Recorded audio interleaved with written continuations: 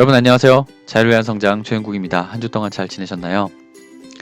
부동산 시장이 전반적으로 안정기에 접어들면서 많은 분들께서 각각의 살고 계신 지역 그리고 관심 있는 지역에 대해서 그 가격에 대한 향방, 앞으로 부동산 가격이 올라갈 것이냐 내려갈 것이냐에 대해서 많이들 궁금해하시고 혼란스러워 하시는 것 같습니다. 저 역시도 마찬가지입니다. 자, 그런데 우리가 이렇게 혼란스러울 때는 기본으로 돌아가는 것이 중요하죠. 그 부동산은 가격을 예측하는 데 있어서 많은 변수를 고려를 해야 됩니다. 하지만 그 중에서 가장 기본이라고 한다면 바로 수급이 되겠죠. 수요와 공급인데 그 중에서도 공급은 어느 정도 예측이 가능한 부분이 있습니다. 하지만 수요는 인구의 이동이라든지 수요자의 심리까지 파악을 해야 되는 부분이 있죠. 그래서 고수들도 많이 어려움을 느끼고 있는 부분입니다. 자, 그렇게 고수들도 힘들어하는 부분을 우리가 알아볼 수 있을까? 또 저같이 어떤 비전문가가 여러분들께 전달해 드릴 수 있을까를 고민을 했는데요. 이번 주에 발표된 자료들이 있었어요. 국토교통부에서 자료가 하나가 나왔고요. 또 금감원에서도 어떤 자료가 하나 나왔습니다. 자, 이런 자료들과 3월달에 통계청에서 발표를 했던 한국의 사회지표를 엮어서 우리가 같이 본다라면 어느 정도, 정확하게는 아니지만 어느 정도 수요 예측에 대한 힌트는 얻어갈 수 있지 않을까라는 생각이 들었습니다. 우리 기업에 있어서도 이 수요 예측은 가장 힘든 부분 중에 하나예요. 소위 얘기하는 SCM, 서플라이 체인 매니지먼트도 이 수요 예측을 기반으로 하는데 이 수요 예측이 굉장히 힘들죠. 그래서 마케팅 팀이라든지 아니면 세일즈 팀에 대한 어떤 기본적인 데이터를 분석을 해서 도구를 사용하기도 하고요. 그죠? 그거를 스타트업에서는 크로스 해킹 한다라는 이야기도 합니다. 그만큼 수요가 예측이 돼야지만 공급에 대한 차질이 없어지고요. 그리고 우리가 수요의 변화에 따라서 상품이나 제품에 대한 기획이나 개발 등의 대응을 할 수도 있기 때문입니다. 자, 이렇게 기업에서도 중요한 그런 부분, 우리 개인들도 부동산 시장에서 굉장히 중요한 부분을 차지합니다. 그래서 오늘 같이 우리가 이 자료들을 보면서 힌트를 얻어가는 시간이 됐으면 좋겠다라는 생각이 듭니다. 같이 한번 알아보시죠. 네, 수요 예측입니다. 여기 사진에 보시면 한 남성분이 산에 올라가셨죠? 열심히 이제 산에 올라가셔가지고 밑에 지방을 내려다봅니다. 아, 이 지역에 사시는 분들은 무엇에 관심이 있을까? 전세와 매매 수요는 어떻게 될까? 세대 수는 얼마나 되고 또 세대 구성원들은 어떻게 되고 소득 수준은 어떻게 될까? 여기에 택지가 하나 개발이 돼서 아파트가 올라오는데 그렇게 되면 인구 이동은 어떻게 될까? 자, 이런 부분들을 열심히 고민을 하고 계십니다. 여러분들도 이렇게 시간이 많으신 분들께서는 뒷산에 올라가셔서 그 지역을 내려다보면서 리프레시를 하시고 고민을 해보시는 것도 굉장히 좋은 방법이죠. 하지만 우리는 시간이 없고요. 그리고 이 4차 산업혁명 시대에 살고 있기 때문에 굳이 이렇게 산에 올라가지 않아도 데이터를 보면서 또 이런 저 같은 이제 유튜브를 보면서도 예측을 할 수 있는 부분이 있습니다. 그래서 오늘 같이 한번 우리는 뒷산에 올라가지 않고도 예측에 대한 힌트를 한번 얻어보도록 하겠습니다. 여러분들 이런 그래프 좀 많이 보셨죠? 그죠? 이런 그래프가 보통 부동산의 수요와 공급을 이야기할 때 쓰는 그래프입니다. 이 그래프는 부동산 지인이라는 사이트에서 가져왔고요. 제가 지난 시간 수성구 분석을 할 때 이 부동산 지인 사이트에 대해서 간략하게 좀 말씀을 드렸었는데요. 저하고는 1도 연관이 없습니다. 하지만 이렇게 좋은 자료를 무료로 제공해 주시는 이 분들께는 우리가 응원을 해야 됩니다. 그래서 부동산 지인 흥해라! 라고 응원을 하고 시작합니다. 보통 우리가 수요 공급에 대한 이야기를 할 때 이런 그래프를 많이 씁니다. 보시면은 이 파란색이 공급에 대한 부분, 그리고 이 빨간색이 수요에 대한 부분인데요. 이 공급에 대한 부분은 이렇게 계단식으로도 이렇게 나타내기도 하고요. 이렇게 세모로도 이렇게 나타내기도 합니다. 그죠? 자, 그런데 이 공급은 다채로운 반면에 수요는 거의 일정한 부분이죠. 그죠? 어떤 사이트 가도 거의 마찬가지예요. 그런데 그 이유가 뭐냐면요. 우리가 공급 물량을 가지고 얘기를 할 때는 보통 포털에 나와 있는 우리가 분양을 하고 나면 언제가 입주 예정이야 라는 날짜가 나오잖아요. 그죠? 그걸 바탕으로 해서 행정구역별로 취합을 합니다. 그러고 나서 이때 19년도, 20년도에는 얼마 세대가 몇 세대 정도가 입주 예정이 돼 있어요 라는 부분을 가져오거나 아니면은 조금 더 러프하게 우리가 착공 물량 을 보면은 이 착공 물량이 그 지역에 얼마나 되느냐를 보면 2년 뒤쯤에 그게 준공이 되겠죠. 그래서 그런 준공 물량으로 간주를 하고 예측을 하는 부분이 있습니다. 자, 그런데 오늘 주제는 수요 예측이란 말이죠. 이 빨간색이 우리가 보는 수요에 대한 예측량인데 이 수요에 대한 예측량은 거의 다 직선으로 나타납니다. 왜 그러냐면요. 수요는 변수가 너무 많아요. 아까 말씀드렸던 어떤 심리에 대한 부분, 그리고 인구 이동에 대한 부분부터 시작해서 그 지역에 대한 어떤 호재, 특성 뭐 이런 것들이 다 반영이 돼야 되기 때문에 사실 이렇게 입주 물량처럼 정확하게 예측이 되기는 어렵습니다. 하지만 보통 뭘 기준으로 삼냐면요. 그 행정구역에 예를 들면 10년 동안의 인구 혹은 세대수의 증감추이, 이때는 보통 세대수를 쓰겠죠. 그죠? 세대수의 증감추이를 가지고 상수를 구하죠.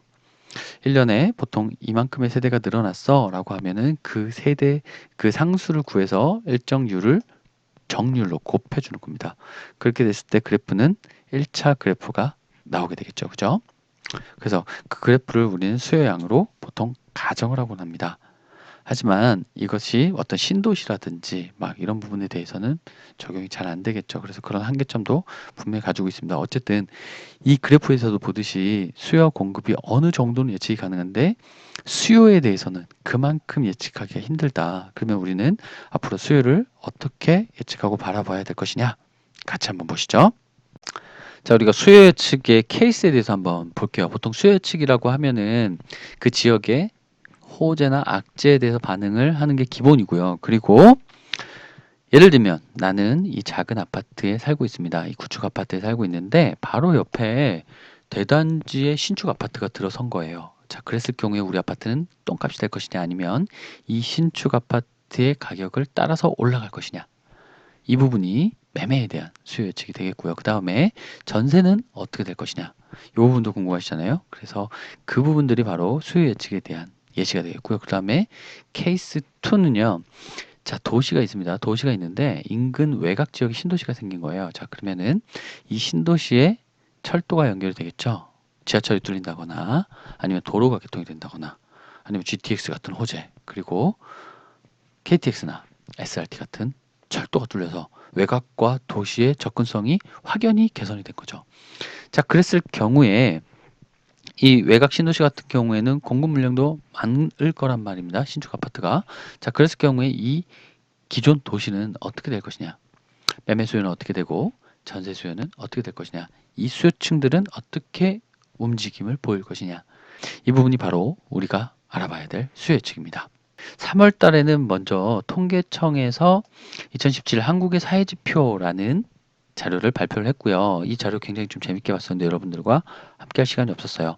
자, 그리고 이번 주에는요. 5월 8일 날 국토교통부에서 2017년도 주거 실태조사 결과를 발표를 했습니다. 그래서 이 두 자료를 우리가 같이 한번 보면 재밌을 것 같고요. 또 수요 예측에 대한 힌트를 한번 얻을 수 있을 것 같아요. 근데 그 힌트를 얻는 방법을 막 이렇게 그래프를 보면서 이렇게 할 수는 있는데 그것보다는 페르소나라고 하죠. 이 가상의 인물을 설정을 해놓고 이 인물의 심리가 어떻게 변하는지 또 어떻게 움직이는지를 우리가 같이 한번 스토리로 만들어서 보면 좀 재밌을 것 같다라는 생각이 듭니다. 이분은 김성실 씨인데요. 굉장히 성실하신 분이에요.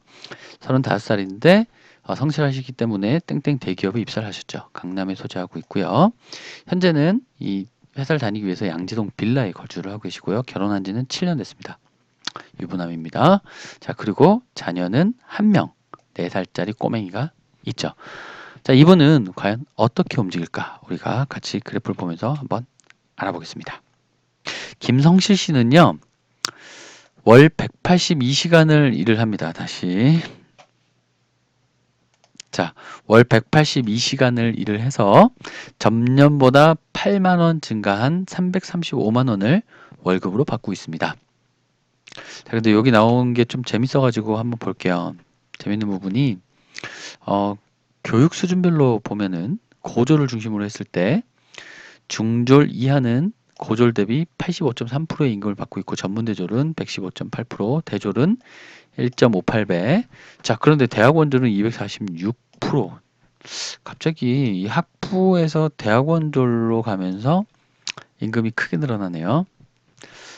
이 자료를 보고 저도 가방끈이 짧은 학부 졸업생이긴 하지만 대학원을 한번 가볼까라는 생각도 좀 가졌습니다. 예, 여담이었고요. 보시면은 그래서 우리 335만 원을 버는 외벌입니다. 외벌이. 왜냐면요.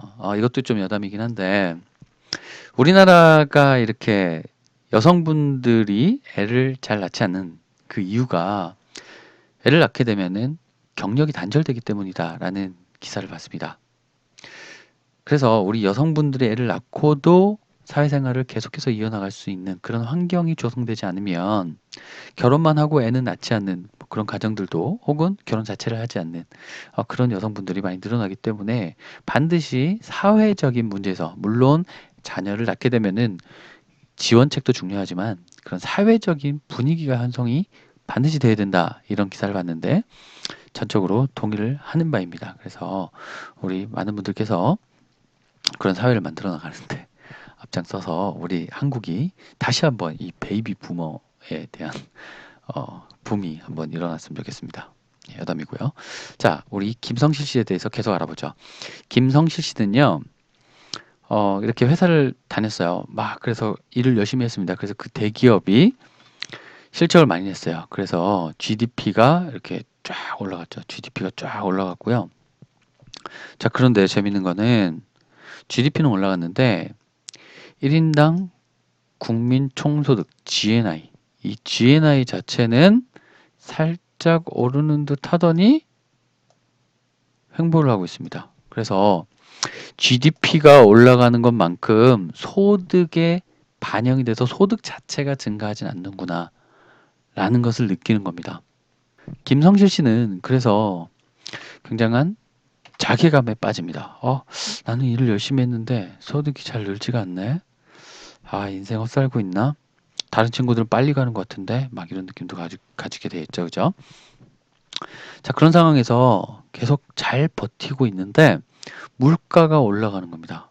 물가 자체가 막 올라가고요. 그리고 물가 변동률도 2015년부터는 막 올라가는 겁니다. 특히나 이 파란색 생활 물가 지수 같은 경우에 2015년 이후에 큰 폭으로 상승을 하게 됩니다. 나는 열심히 일을 했습니다. 회사는 돈을 벌었고, 근데 그게 내 소득의 증가에는 크게 영향을 못 미쳤고, 그런 상황에서 물가는 상승을 하고 있고, 거기에서 특히 생활 물가 지수가 많이 올라갔습니다. 자, 자산 가격은요, 보통 인플레를 반영한다는 얘기를 합니다. 자, 그러면 부동산 같은 자산은 당연히 인플레를 반응하겠죠. 자, 그래서 우리가 주거에 드는 비용, 뭐 나머지 여러 가지 비용들도 상승을 하고 있기 때문에 이 김성실 씨는 다시 성실하게 소비를 줄입니다. 자, 그래서 소비를 계속 줄여가면서 잘 버티고 있었습니다. 이렇게 잘 버티는 상황이 됐는데 주변의 사람들을 보니까 이 주변 사람들이 갑자기 집을 사기 시작하는 겁니다. 그래서 이 중소득층, 나는 대기업에 다니니까 중소득층이야 라고 생각은 하고 있었는데 갑자기 2015년도 이후에 이 중소득층, 이 연두 색깔 그래프를 보시면요. 중소득층이 갑자기 집을 사는 비율이 늘어났습니다. 이렇게 소비를 줄이고 버텨서 되는 게 아니구나. 실물자산 가격이 계속 올라가고 부동산 가격이 올라가니 내 소득이 자산의 상승분을 따라잡지 못하는구나. 그러면 나도 집을 사야 되겠다라고 해서 동참을 마음을 먹게 됩니다. 전세로 살던 수요가 매매로 전환이 된 거죠. 그죠? 매매 수요로 전환이 된 겁니다. 자, 그리고 이제 내가 과연 집을 살 수 있을까를 알아보니까요. 다행인 건 이 PIR이 내가 연봉을 모았을 때 집을 살 수 있는 비율 자체가 수도권은 6.7년으로 집계가 된 겁니다. 즉 Price to Income Ratio 그러니까 PIR은 내 연봉을 하나도 안 쓰고 모았을 때 몇 년간 모아야 집을 살 수 있냐라는 부분인데 사실은 내가 모은 거는 얼마 안 되지만은 부모님 찬스를 조금 쓰고 또 지인 찬스도 좀 쓰고 은행권 찬스도 좀 쓰고 막 이렇게 해서 영혼까지 끌어모아서 이제 집 사는데 동참을 하게 됩니다. 그래서 생애 최초 주택 마련 소요 연수는 6.8년이 걸린다라는 부분이 나옵니다. 그래서 이 결혼한 지 7년이 된 김성실 씨는 이 집을 사는데 동참을 하게 되는 겁니다. 그래서 여러분들 이 PIR 지수는 보면요. 아마 서울이 가장 높을 거예요. 서울이 가장 높은데 이 PIR 지수는 그 해당 지역에 거주하시는 분들의 소득 수준 대비 집값을 나타냅니다. 그래서 몇 년 동안 하나도 돈을 안 쓰고 모으면 집을 살 수 있느냐? 이게 PIR 지수가 되고요. 여기서 여담으로 하나만 좀 말씀을 드릴게요. 이 PIR 지수가 글로벌로도 나와요. 뭐 홍콩은 어떻고, 그다음 뭐 태국은 어떻고, 지금 필리핀은 어떻고, 그다음 미국은 어떻고, 일본은 어떻고, 뭐 이런 식으로 이제 계속해서 나오는 지표인데, 이 지표가 지금 외국과 대비했을 때 한국이 되게 낮지 않냐. 그래서 부동산 가격이 한국은 굉장히 낮은 건 아니냐라고 주장하시는 분들도 계세요. 특히 상승론자 분들 중에 그런 분들이 좀 많이 계신데요.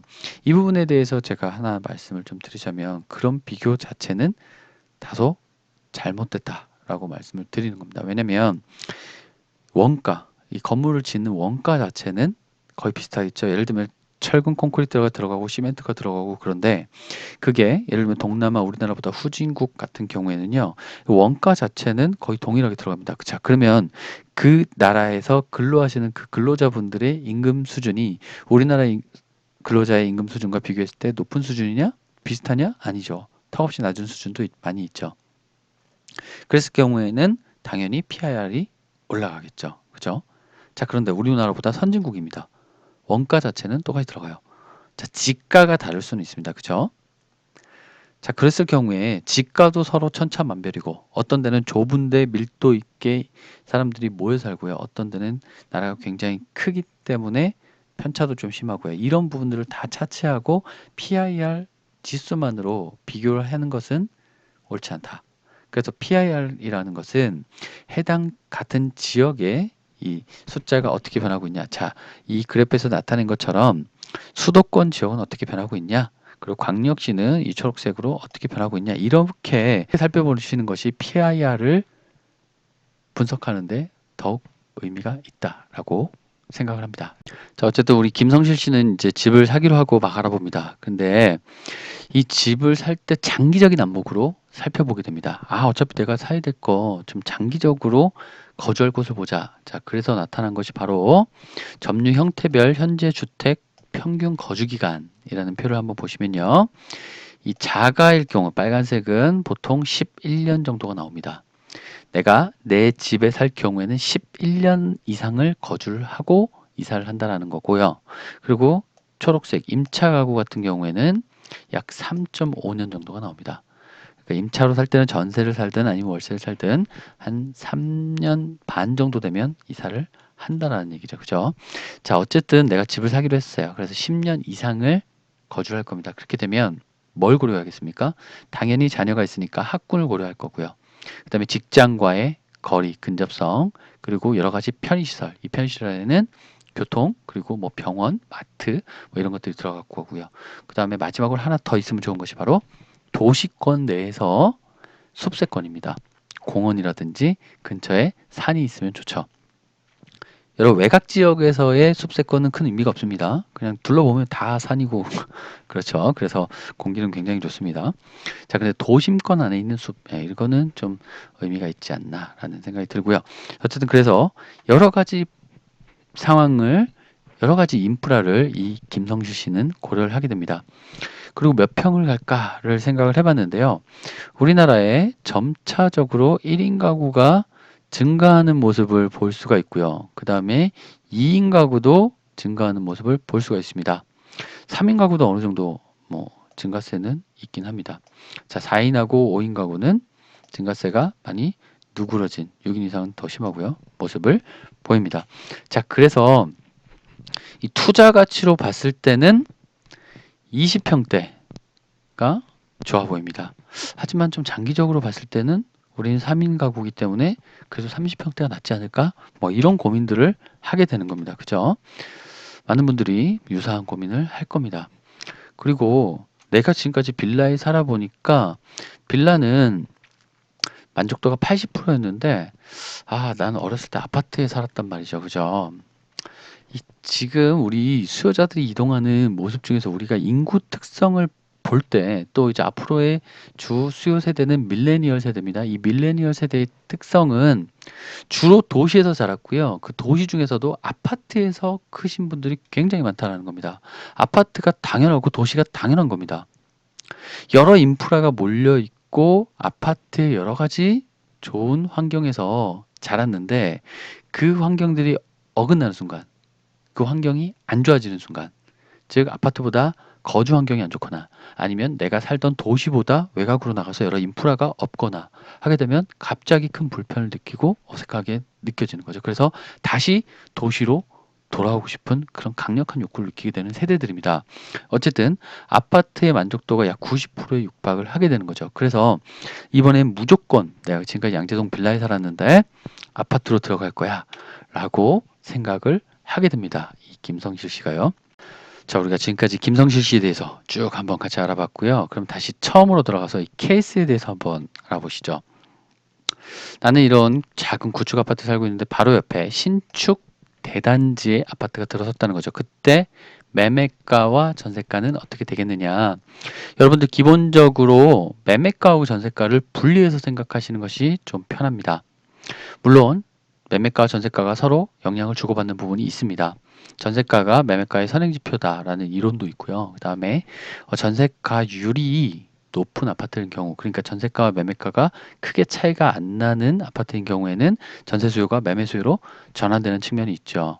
그 부분은 특히나 학군이 좋은 지역, 그래서 학원가가 발달된 지역에서는 살다 보니까 좋거든요. 그래서 이 전세로 사시다가 매매로 전환되는 경우도 있고요. 또한 이 전세가는 매매가의 하방 안정성이 되기 때문에 전세가가 많이 내려갔을 경우에는 매매가가 버티지 못한다라는 측면도 분명히 있습니다. 하지만 그것은 이제 개별적인 지역이나 개별 물건을 봤을 때 우리가 다시 그때 가서 판단을 하는 거고요. 기본적으로는 수요층 자체가 다르잖아요. 매매 수요와 전세 수요는 다릅니다. 아까 김성실 씨도 기본적으로 소비를 줄이면서 버티고 있었다는 거죠. 자, 그런데 옆에 주변의 상황이나 여러 가지 경제 상황을 봤을 때 내가 집을 사는데 동참을 하게 되고 또 어떤 자녀에 대한 부분, 그런 부분이 있기 때문에 이 수요가 매매 수요로 전환이 된 부분이거든요. 그래서 우리가 뭐 전세가율이 높다, 뭐 이런 약간 특수한 사항은 좀 차치를 하고요. 자, 보시면은 전세가는 옆에 새 아파트가 들어서면은 영향을 무조건 받습니다. 전세가 이동을 하는 수요가 생기게 됩니다. 새 아파트다 보니까 아무래도 사용 가치가 높죠. 이 소유권이라는 거는요, 부동산 소유권이라는 것은 사용, 수익, 처분의 권리를 가집니다. 자, 그 중에서 사용과 수익을 한다는 것이 바로 우리가 전세, 임차를 산다는 것인데, 그때 사용과 수익 가치 자체가 이 새 아파트가 보다 높기 때문에 분명히 이동을 할 거고요. 그때 이 내가 살고 있는 현 구축 아파트는 전세가가 흔들리게 됩니다. 그러면 그거를 방어할 수 있느냐 없느냐가 중요하고요. 그 방어할 수 있느냐 없느냐는 이 전세 수요 자체는 그 해당 지역 그리고 해당의 인근 지역에서만 발생을 합니다. 그렇기 때문에 내가 지금 살고 있는 이 아파트가 해당 지역 그리고 해당 인근 지역에 비해서 얼마나 경쟁력이 있느냐, 그래서 수요 대기층이 있느냐, 그것이 중요합니다. 그래서 그것을 한번 따져보셔야 될 것 같고요. 그리고 매매 수요 같은 경우에는 이 전세 수요하고 좀 다르게 크게 한 세 가지 정도로 이 지역이 어느 지역이냐, 도시에 위치를 해 있냐, 아니면 지방 소도시냐, 아니면 아예 외곽 지역에 위치를 하고 있냐를 한번 보셔야 될 것 같아요. 도시에 위치를 하고 있을 경우에는 주로 이 매매 가격이 방어가 될 확률이 많습니다. 그리고 방어만 되는 것이 아니라 옆에 신축 아파트의 가격을 따라갈 확률이 많습니다. 왜냐하면 기본적으로 인프라가 다 깔려 있기 때문에 이 지역에 들어오고자 하는 수요들이 많이 대기를 하고 있습니다. 그리고 매매 수요 자체는 해당 지역뿐만 아니라 해당 인근 지역과 그리고 이 지역과는 좀 더 먼 지역에서도 이 지역에 매매 수요가 들어올 수가 있죠. 그래서 도시 같은 경우에는 아파트가 경쟁자가 등장을 했다고 하더라도 이 아파트 자체에 대한 수요는 계속 있을 거고요. 상대적으로 이 아파트가 저평가됐다고 느껴졌을 경우에는 다시 가격이 치고 올라가는, 그래서 이 옆에 아파트와 가격을 일정 간격을 두고 계속해서 쫓아가는 그런 현상이 벌어질 겁니다. 하지만 자, 두 번째로 이 지역 자체가 중소도시에 위치를 하고 있을 경우에는 경제 흐름을 한번 살펴보셔야 됩니다. 그래서 경제의 흐름이 좋다라고 하면은 계속해서 가격을 방어하고 물가 상승률을 쫓아갈 확률이 크고요. 그렇지 않고 경제가 안 좋아지고 있다라고 하면은 타격을 받을 수도 있습니다. 그리고 마지막으로 이 아파트가 외곽 지역에 있다라고 한다면 그 외곽 지역에 계속해서 인구가 줄어들고 있는 지역이고, 그렇게 된다라면은 바로 옆에 있는 아파트로 매매 수요가 대거 이동을 하면서 해당 아파트는 가격이 내려갈 수 있다라고 여러분들 생각을 하시는 것이 맞습니다. 자, 다음으로 두 번째 케이스 한번 볼게요. 이 도시와 외곽이 연결이 됐다는 거죠. 그런데 이 외곽은 신도시이기 때문에 새로운 아파트들도 막 들어서고 있다는 거죠. 그때 매매가와 전세가는 어떻게 되겠느냐 한번 보시면요. 전세 수요는 앞서서 보셨듯이 도시에서 외곽으로 충분히 이동을 할 수가 있습니다. 도시 같은 경우는 기본적으로 먼저 발달한 지역이기 때문에 도시 노후화가 있겠죠. 건물의 노후화가 있기 때문에 아무래도 사용 가치는 좀 떨어지죠. 하지만 그 노후화된 주택조차도 입지 가치를 받아서 가격이 높습니다. 하지만 외곽 같은 경우에는 입지 가치가 아직 형성이 되어 있지 않기 때문에 가격이 낮고요. 대신에 새 주택이기 때문에 사용 가치는 높습니다. 그렇다면 내가 이 교통이 편해진다라고 하면 충분히 이동을 할 수가 있고요. 특히나 외곽 지역의 생활 인프라가 또 학군이 갖춰진다라고 하면 가족들도 충분히 이동하고자 하는 수요가 발생을 하게 됩니다. 자, 그때 그러면 도시의 전세가는 인근의 공급 물량의 영향을 받을 수밖에 없다라고 생각을 해보시면 됩니다. 자, 근데 매매가 같은 경우에는요, 전세 수요하고는 좀 다르게 움직이지 않을 확률이 굉장히 많아요. 매매는 기본적으로 여기에 사시는 분들도 있는데 여기 살지 않은 외곽 지역에서 이 지역에 투자로 들어오신 분들도 굉장히 많아요. 그리고 기본적으로 인프라가 깔려져 있기 때문에 계속해서 나라에서는 도시의 이슈를 발생을 시킵니다. 그렇게 되면은 계속해서 이슈가 발생될 때마다 투자 수요는 증가할 수가 있는 부분인 거고요. 해외에서도 수요가 들어올 수가 있어요. 그래서 자금이 이동을 하는 부분이다. 즉 사람이 이동을 하지 않고 자금이 이동하는 부분에서는 한계가 없다라고 보시면은 도시는 계속해서 발달을 할 수가 있고, 그 다음에 외곽도 인프라가 계속해서 좋아지겠지만 아무리 좋아진다고 한들 도시에 기본적으로 갖춰져 있거나 더 크게 발달하는 그 상권을 외곽에서 이용을 할 수가 있을 겁니다. 그렇게 되면 외곽에 사시는 분들도 도시에 대한 동경심이 계속해서 생길 수도 있는 부분입니다. 그래서 이 도시는 계속해서 매매가를 방어할 확률이 굉장히 큽니다. 하지만 외곽 같은 경우에는요, 이 역세권과 비역세권의 양극화가 이루어질 수 있다라는 생각입니다. 이 역세권 같은 경우에는 아무래도 주택 가격이 비싸겠죠. 오히려 또 교통의 편의성도 있고 하니까요. 그렇게 되면은 자금이 여유가 있는 분들이 좀 많이 가시게 되고요. 그렇게 되면은 그 자녀분들에 대한 어떤 사교육이나 뭐 이런 부분들에도 신경을 쓰게 되고요. 그러면 학군도 어느 정도 좋아질 확률이 좀 있어요. 그러면 학군과 교통을 다 가진 위치 계속해서 좋아지고요. 외곽 같은 경우에는 그에 비해서 상대적으로 여유에 놓일 확률이 많이 있다라고 보시면 되는데, 이때 중요한 거는 일자리입니다. 자족 기능을 얼마나 갖추고 있느냐. 일자리가 이 외곽에 들어설 계획 인구보다도 더 많다라고 하면 자족 기능을 완전히 갖추게 돼서 판교같이 계속해서 올라갈 수 있는 그런 환경이 조성이 되는 거고요. 그렇지 않고 이 일자리 자체가 공급되는 어떤 세대수나 계획 인구보다도 턱없이 부족하다라고 했을 경우에는 양극화는 더욱더 심화될 수밖에 없다라고 여러분들 판단해 보시면 좋을 것 같습니다. 네, 마지막으로 여러분들과 금감원에서 발표한 이 워킹 페이퍼를 한번 같이 살펴보고 마무리를 지으려고 합니다. FSS는 금감원을 얘기하는 거고요. 한 달에 한 번씩 이런 워킹 페이퍼 연구 자료들을 대중에게 전달을 하겠다라고 금감원에서 발표를 했고요. 첫 번째로 표동진이라는 분과 김정호라는 분께서 연구한 자료를 발표를 했습니다. 그래서 한번 살펴보니까요. 되게 재밌었던 게 SI라는 지표를 가지고 왔어요. 이거는 센티멘트 인덱스인데요. 즉 심리 지수가 이 하우징 프라이스의 주택 가격에 영향을 미치는 부분에 대해서 연구를 했다. 살펴보니까 SI 심리지수가 낮을 때는 주택가격이 내려가는 영향이 있고요. 심리지수가 높을 때는 주택가격이 올라가더라라는 부분이죠. 그죠? 그래서 이 부분이 연관이 있다. 즉 부동산 가격은 심리의 영향을 받는다라는 부분인 거고요.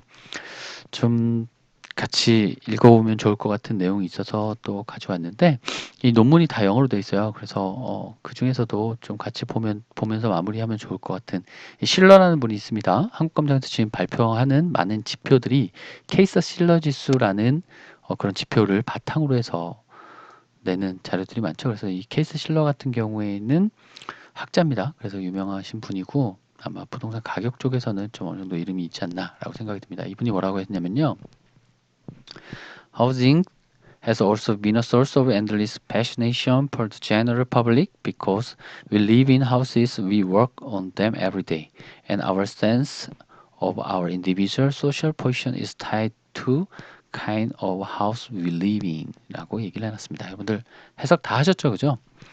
뭐 따로 이렇게 해석을 전해드릴 필요는 없을 것 같은데 어쨌든 집이라는 것은 많은 우리 대중들에게 끊임없이 갈구하게 되는 존재라는 거죠. 왜냐하면 우리는 거기에 살고 거기서 직장을 출퇴근도 하고 그리고 우리가 we live in 어디에 살고 있는지가 우리 사회적인 어떤 위치를 나타내는 것이기도 하기 때문이죠. 그죠? 자, 그리고 두 번째로 좀 괜찮았던 게 이 부분인데 households often fail to make rational choices due to psychological biases. As a result, real estate market operating with anticipation for the future may show drastic change due to extreme optimism or pessimism이라고 얘기를 해놨어요. 그러니까 우리가 집을 살 때 종종 실패한다는 거죠. 어떤 논리적인 생각을 못하고 심리적인 어떤 바이어스에 휘둘릴 수가 있다는 거죠. 그죠? 그 결과적으로 부동산 시장은 어떤 미래에 대한 낙관이나 비관으로 보여지는 부분들이 작용을 해서 우리에게 의사결정에 영향을 미친다라는 얘기가 되겠죠. 그래서 이렇게 수요 예측이라는 것은 10길 물속은 알아도 한 길 사람 속은 모르지 않습니까? 그만큼 사람의 수요를 예측하는 거기 때문에 굉장히 힘든 부분인데요. 그래도 우리가 상식적인 선에서 어떻게 생각을 좀 해보면 충분히 예측 가능하지 않나라고 생각이 듭니다. 네, 지금까지 여러분들과 이 고수들도 어려워한다는 부동산 시장의 수요 예측에 대해서 함께 알아봤습니다. 힌트가 좀 되셨는지 모르겠습니다. 아무래도 부동산 수요 예측이라는 자체가 사람에 대한 심리 그리고 인구의 이동 어떻게 보면 또 호재라든지 이런 부분을 다 복합해서 봐야 되는 부분이기 때문에 어려운 부분이 맞습니다. 하지만 우리가 인지상정이란 말이 있듯이 기본적으로 상식적인 선에서 한번 생각을 해본다면 예측을 할 수도 있는 부분이 아닌가라는 생각이 듭니다. 이 5월달에 이 푸르른 5월달에 여러분들 제일 앞서서 보셨듯이 그분처럼 뒷산에 올라가셔서 한번 이 푸르름을 만끽해 보시는 것도 좋을 것 같고요. 좋아요와 구독하기 부탁 좀 드리겠습니다. 여기서 마치겠습니다. 감사합니다.